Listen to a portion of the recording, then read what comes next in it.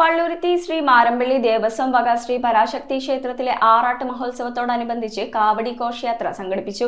കടേഭാഗം പുത്തന്തറ ശ്രീ മഹാദേവ ക്ഷേത്രത്തിൽ നിന്ന് ആരംഭിച്ച ഘോഷയാത്രയ്ക്ക് വാദ്യമേളങ്ങളുടെയും കലാരൂപങ്ങളുടെയും അകമ്പടിയോടെ ഭക്തി നിറഞ്ഞ ചടങ്ങുകൾക്ക് വലിയ ജനപങ്കാളിത്തമാണ് ഉണ്ടായത്. പള്ളുരുത്തി ശ്രീ മാരമ്പള്ളി ദേവസ്വം വക ശ്രീ പരാശക്തി ക്ഷേത്രത്തിലെ ആറാട്ട് മഹോത്സവത്തോടനുബന്ധിച്ച് കാവടി ഘോഷയാത്ര നടന്നു. കടേഭാഗം പുത്തന്തറ ശ്രീ മഹാദേവ ക്ഷേത്രത്തിൽ നിന്നും വാദ്യമേളങ്ങളോടും കലാരൂപങ്ങളോടും നടന്ന കാവടി ഘോഷയാത്ര മനോഹാരിത നിറഞ്ഞതും ഭക്തി നിറഞ്ഞതുമായിരുന്നു. മാരമ്പള്ളി ക്ഷേത്രാങ്കണത്തിൽ കാവടി ഘോഷയാത്ര എത്തിയതിന് ശേഷം കാവടി അഭിഷേകം, അഷ്ടാഭിഷേകം, പ്രസാദ ഊട്ട് എന്നിവ നടന്നു. കാവടി ഘോഷയാത്ര കൺവീനർ ഷനോസ്, ഉത്സവ ആഘോഷ committee convener Rakesh, joint convener Satheesh, committee അംഗങ്ങൾ തുടങ്ങിയവർ നേതൃത്വം നൽകി. News bureau, Kochi.